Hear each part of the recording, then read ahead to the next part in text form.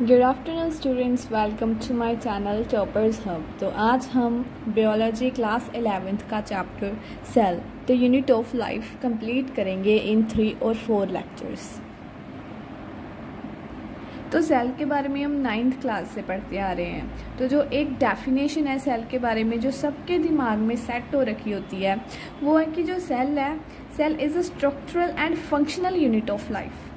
Structural and functional unit of life, ठीक है। तो सबसे पहले हम बेसिक से स्टार्ट करेंगे कि सेल की डिस्कवरी किसने की थी। डिस्कवरी, तो सबसे पहले हम बेसिक से स्टार्ट करेंगे। ये आपको पता होना चाहिए, ये आपके एनसीईआरटी में है, बट ये हमने बचपन में पढ़ रखा हुआ है।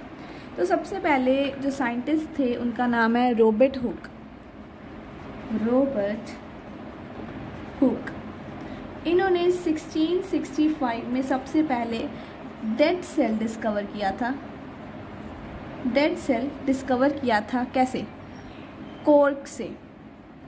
मतलब कॉर्क क्या होती है? जो ब्रांच होती है ट्री की, उसमें जो डार्क ब्राउन सी एक लेयर बनी होती है उसे कॉर्क कहते हैं। उसमें रॉबर्ट हुक ने सबसे पहले डेड सेल डिस्कवर किया था। सेकंड आते हैं ल्यूवेन हुक। ल्यूवेन हुक, इन्होंने सबसे पहले लिविंग सेल डिस्कवर किया था। लिविंग सेल इन्होंने डिस्कवर किया था कैसे? पॉन्ड वाटर में। पॉन्ड वाटर में इन्होंने सबसे पहले लिविंग सेल देखा। Third Robert brown. Robert brown ने सबसे पहले न्यूक्लियस की डिस्कवरी की थी। सबसे पहले न्यूक्लियस रॉबर्ट ब्राउन ने देखा था। तो इस बेसिक नॉलेज के बाद अगर सेल की बात करें तो सेल 2 टाइप्स के होते हैं। तो होते हैं ग्राम पॉजिटिव, फिर कई सेल्स होती हैं ग्राम नेगेटिव। और ये इम्पोर्टेंट है, दोनों आपको आने चाहिए, इन दोनों का डिफरेंस आपको आना चाहिए। तो मैं आपको समझा देती हूँ। हम कैसे पता करें कि जो सेल है वो ग्राम नेगेटिव है या फिर ग्राम पॉजिटिव है? किस चीज़ से पता करें? तो on the basis of cell wall. Cell wall के बेसिस से हम पता करते हैं कि वो ग्राम नेगेटिव है या फिर ग्राम पॉजिटिव है। जो ग्राम नेगेटिव होते हैं उनकी सेल वॉल जो होती है वो थिन होती है। जो ग्राम पॉजिटिव होते हैं उनकी सेल वॉल थिक होती है।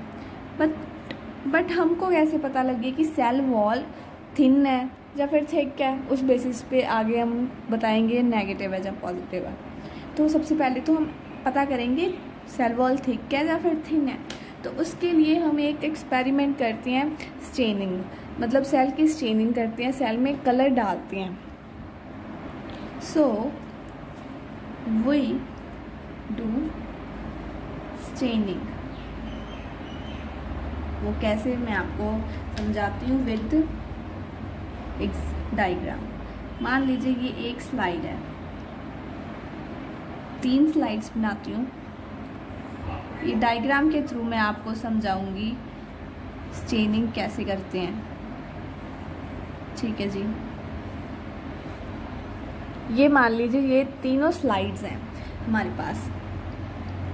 इस स्लाइड्स में मैंने ये सेल्स रख दिए हैं। ये सेल्स हैं मेरे पास। तो देखिए इस स्लाइड में सबसे पहले इस स्लाइड को देखिए, स्टेप 1 को देखिए। स्टेप 1 में मैंने सबसे पहले स्टेप 1 में हमने कलर ऐड कर दिया, ठीक है। ऐड कर दिया कलर।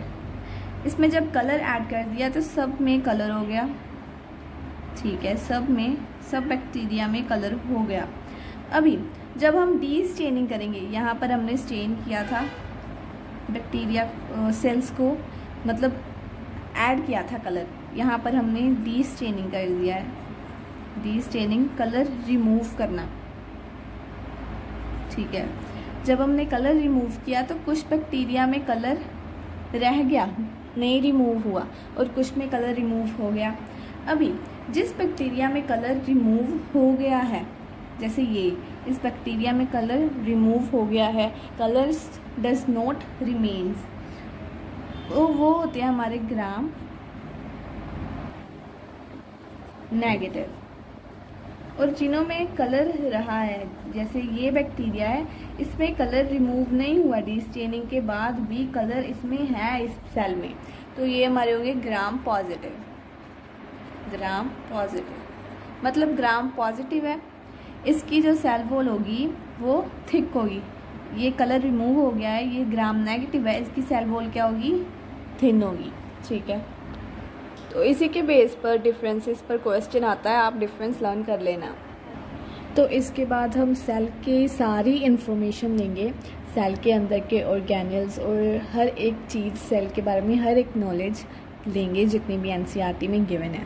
उससे पहले मैं आपको कुछ टर्म्स सिखाना चाहूँगी जो कि आगे चैप्टर में काम आएंगी। तो सबसे पहले मैं बताऊँगी आपको प्लाज्मोलाइसिस के बारे में। तो what do you mean by plasmolysis? तो देखिए, ये सेल वॉल है, ये मेरे पास सेल वॉल है, सेल वॉल के अंदर न्यूक्लियस होता है और बाकी जो होता है वो साइटोप्लाज्म होता है। ठीक है, सेल वॉल होती है, उसके अंदर न्यूक्लियस है, ये साइटोप्लाज्म है। अब क्या होता है कि न्यूक्लियस एंड साइटोप्लाज्म श्रिंक हो जाता है, न्यूक्लियस एंड साइटोप्लाज्म श्रिंक हो जाता है। मतलब क्या हुआ है, ये सेल वॉल ऐसे ही रहेगी, पर जो इसके अंदर न्यूक्लियस है वो छोटा हो जाएगा, श्रिंक हो जाएगा, एंड जो साइटोप्लाज्म है वो भी श्रिंक हो जाएगा, इतना रह जाएगा। तो डेफिनेशन में आप ये लिख सकते हैं, the shrinkage of plant cells, nucleus and cytoplasm, shrinkage हुई है ना न्यूक्लियस की एंड साइटोप्लाज्म की, away from the cell wall, जो अवे हो गया है सेल वॉल से, ड्यू टू, किस कारण से, due to loss of water, because इसमें वाटर था, अब वाटर लॉस हो गया है, वाटर नहीं रहा तो ये श्रिंक हो गया है। I will repeat, the shrinkage of plant cells, cytoplasm and nucleus away from the cell wall due to water loss is called plasmolysis। अभी साइटोप्लाज्म और न्यूक्लियस को अगर मैं कंबाइन कर कर कहूँ तो एक वर्ड यूज़ करते हैं, उस वर्ड को हम कहते हैं protoplasm. Protoplasm, cytoplasm and nucleus को कंबाइन कर कर ये वर्ड हम यूज़ करते हैं। What is plasmodesmata? आपको ये भी पता होना चाहिए एक्चुअल में क्या होता है। ये देखिए, ये दो सेल्स हैं, ये दो सेल्स हैं। अब ये दो सेल्स आपस में कनेक्ट होते हैं, मान लीजिए इस चेन से, इस चैनल से ये दोनों सेल कनेक्ट हैं, इसको हम प्लाज्मोडेस्माटा कहेंगे। From one cell to another cell there is a connection from which ER transport the material is called plasmodesmata। इस चैनल को हम प्लाज्मोडेस्माटा कहेंगे, वो चैनल जो दो सेल्स को कंबाइन करता है और ये किस में हेल्प करता है, ER to transport the material. ER क्या है, ER है हमारा एंडोप्लाज्मिक रेटिकुलम, जो ऑर्गेनेल है, जो हम चैप्टर में आगे कंटिन्यू करेंगे। अभी हम पढ़ेंगे एंडोमेम्ब्रेन सिस्टम के बारे में। तो एंडोमेम्ब्रेन सिस्टम क्या है? एंडोमेम्ब्रेन सिस्टम में वो ऑर्गेनेल्स आते हैं जिसका कोऑर्डिनेशन फंक्शन होता है, वो ऑर्गेनेल्स आते हैं जिनका कोऑर्डिनेशन फंक्शन है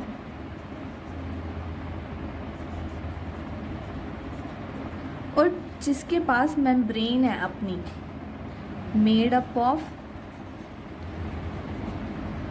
मेम्ब्रेन।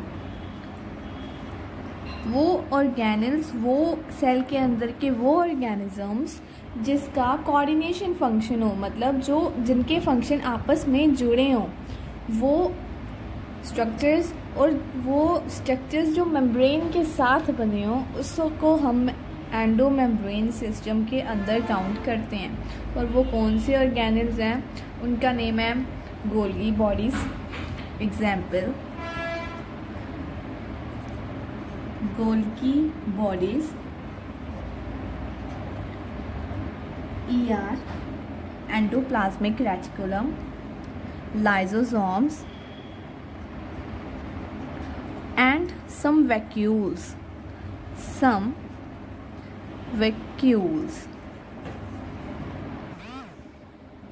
तो ये सब एंडोमेम्ब्रेन सिस्टम के अंदर आते हैं, बिकॉज इनका सबका फंक्शन है, इन सबका वो कोऑर्डिनेट है, वो एक साथ फंक्शन करते हैं मिलजुल कर, और इन सब के पास अपनी मेम्ब्रेन है। ये सब एंडोमेम्ब्रेन सिस्टम के अंदर आती हैं। तो हम सबको डिटेल में पढ़ते हैं। सबसे पहले पढ़ेंगे एंडोप्लाज्मिक रेटिकुलम, मतलब ER। एंडोप्लाज्मिक रेटिकुलम के बारे में पढ़ेंगे। तो एंडोप्लाज्मिक रेटिकुलम कहाँ होता है सेल के अंदर? In cytoplasm. इसकी लोकेशन है साइटोप्लाज्म में। तो इस डायग्राम के थ्रू समझेंगे। ये हमारा न्यूक्लियस है। न्यूक्लियस के साथ जो डेवलपमेंट होती है वो ER की डेवलपमेंट, एंडोप्लाज्मिक रेटिकुलम की डेवलपमेंट न्यूक्लियस के साथ ही होती है। ये आप देख रही हैं, ये सारी एंडोप्लाज्मिक रेटिकुलम है। एंडोप्लाज्मिक रेटिकुलम टू टाइप्स की होती हैं, या तो स्मूथ एंडोप्लाज्मिक रेटिकुलम, या रफ एंडोप्लाज्मिक रेटिकुलम, या फिर स्मूथ एंडोप्लाज्मिक रेटिकुलम।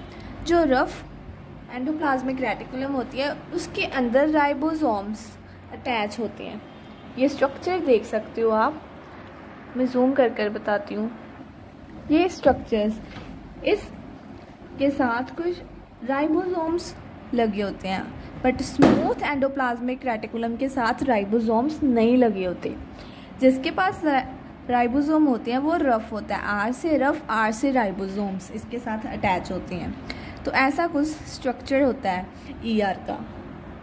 तो इस डायग्राम के साथ आपको ज़्यादा क्लियर होगा। ये देखिए, एक तो ये एंडोप्लाज्मिक रेटिकुलम है, एक ये है एंडोप्लाज्मिक रेटिकुलम। रफ के साथ राइबोसोम्स अटैच हैं, स्मूथ के साथ राइबोसोम्स अटैच नहीं है। रफ एंडोप्लाज्मिक रेटिकुलम ज़्यादा डेंस है एज़ कम्पेयर टू स्मूथ। ठीक है, इसके बाद आगे कुछ इन्फॉर्मेशन होगी कि जो RER है उसकी डेवलपमेंट न्यूक्लियस से होती है, वो न्यूक्लियस के ज़्यादा पास होता है। ये देखिए, ये न्यूक्लियस के ज़्यादा पास नहीं है, पर रफ एंडोप्लाज्मिक रेटिकुलम न्यूक्लियस के पास है। जो RER है इसकी डेवलपमेंट न्यूक्लियस से होती है, ये न्यूक्लियस से बनता है। और SER RER से ऐसे बनता है। न्यूक्लियस है यहाँ पर, न्यूक्लियस से RER बना, RER से SER बनता है। ठीक है, इसके बाद हम गोल्गी अपार्चस के बारे में पढ़ेंगे। सबसे पहले गोल्गी अपार्चस की डिस्कवरी किसने की थी? कैमिलियो गोल्गी ने। तो इसके बाद मैं बताऊंगी कि ये इन सब की डिफिनेशन के बाद मैं आप सबको बताऊंगी कि ये एंडोमेम्ब्रेन सिस्टम में कैसे आते हैं, इन सब का कोऑर्डिनेट फंक्शन क्या है, वो मैं लास्ट में बताऊंगी वीडियो के।